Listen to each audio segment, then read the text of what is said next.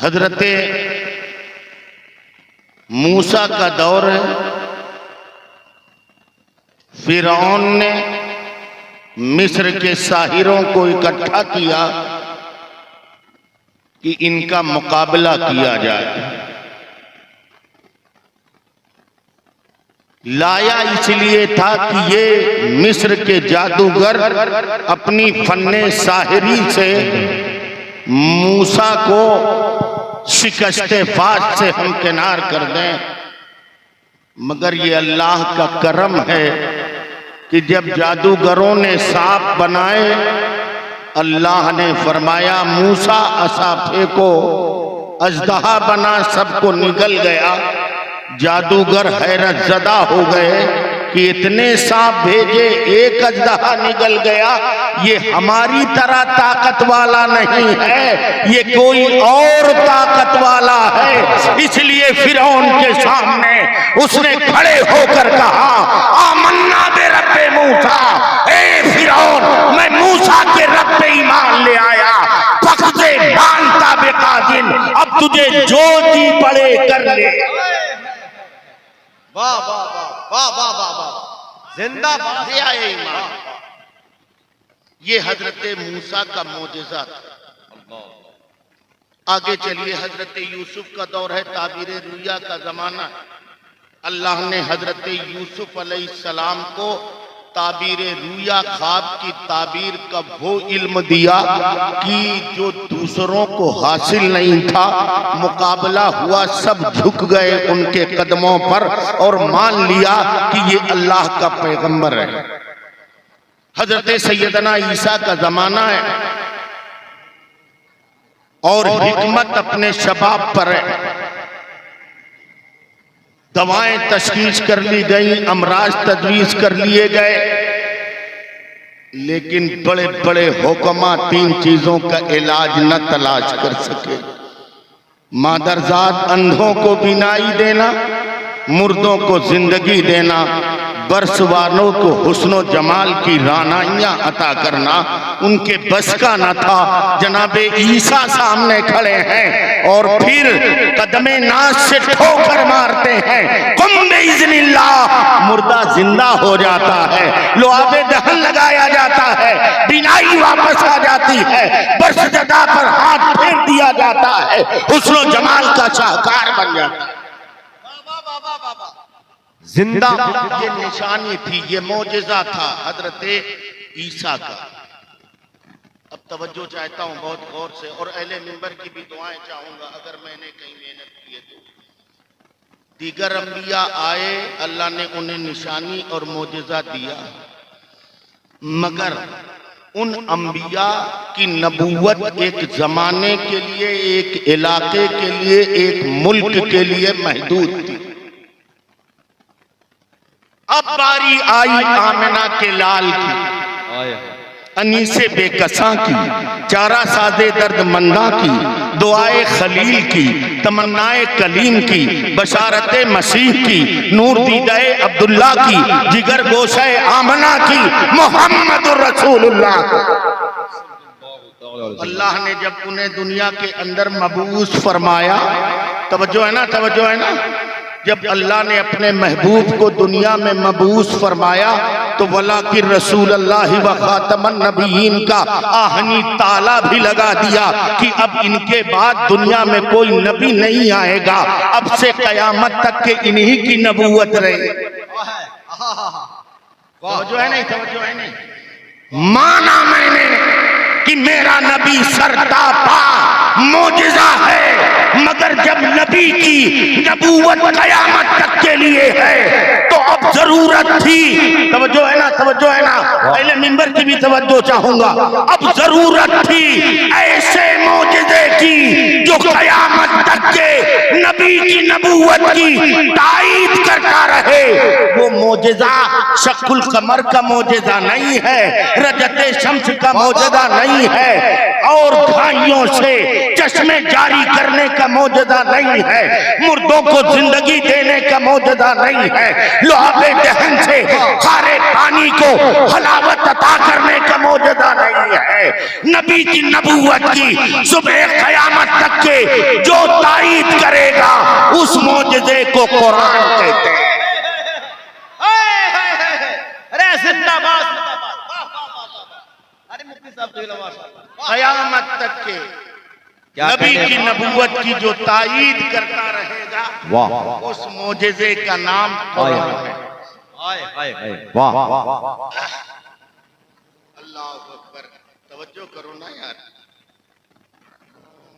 کفار مکہ نے نبی سے کہا تھا نشانیاں دکھاؤ، نبی نے فرمایا میں اس لیے نہیں آیا، میں اس لیے نہیں آیا۔ اب ذرا بتاؤ نا یار، غور کرو، ان لوگوں کے لیے یہ معجزے، حصی معجزے نبی کے کب کارآمد ثابت ہوتے؟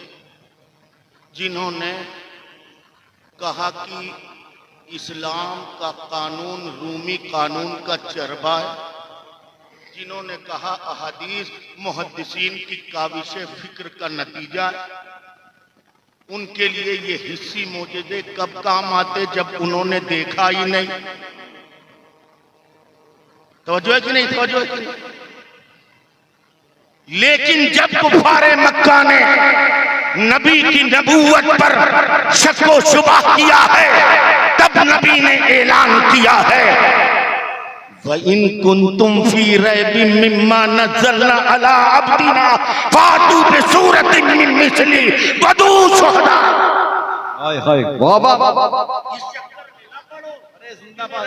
شمس کر سکتا ہوں یا نہیں، سورج کے 2 ٹکڑے کر سکتا ہوں یا نہیں، لوٹا سکتا ہوں یا نہیں، چاند کے 2 ٹکڑے کر سکتا ہوں یا نہیں، نہیں، اگر معجزے کے متلاشی ہو تو تمہیں بھی بڑا غرہ ہے اپنی فصاحت پر، اپنی بلاغت پر۔ میں قرآن لے کے آ رہا ہوں، اپنے خدا کا کلام لے کے آ رہا ہوں، اگر تمہیں شک ہے میرے نبی ہونے پر، میرے کلام کے وحی الہی ہونے پر، تو تم بھی تو بڑے فصیح و بلیغ ہو، لے آؤ۔ اور اگر تنا نہیں کر سکتے تو اپنے حواریوں کو بھی بلا لو۔ اعلیٰ حضرت سرکار اسی کو فرماتے ہیں تیرے آگے یوں ہیں دبے لچے فصحاء عرب کے بڑے بڑے، کوئی سمجھے منہ میں زبان نہیں بلکہ جسم میں جان ہے۔ یہ ہمارے اور یہ قیامت تک کے ہمارے نبی کی نبوت کی تائید کرے۔ بس ایک مثال دیتا ہوں اور اپنی جگہ لیتا ہوں۔ اللہ سلامت رکھے ہمارے مفتی صاحب کو اور ہمارے جامعہ حنفیہ رضویہ کو، اللہ توفیق دے کہ آپ حضرات اس کی خدمت کریں۔ قرآن ہمارے نبی کا معجزہ ہے۔ کیا ہے؟ زور سے بولو یار۔ ہمارے نبی کا معجزہ ہے اور یہ قیامت تک کے ہمارے نبی کی نبوت۔ وہ آسٹریلیا میں انہوں نے لکھا اپنی اس کتاب کے اندر اپنے ایمان لانے کا واقعہ۔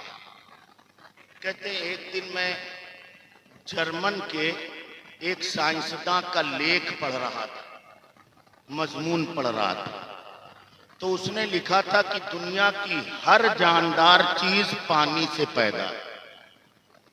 دنیا کی ہر جاندار چیز پانی سے پیدا ہے۔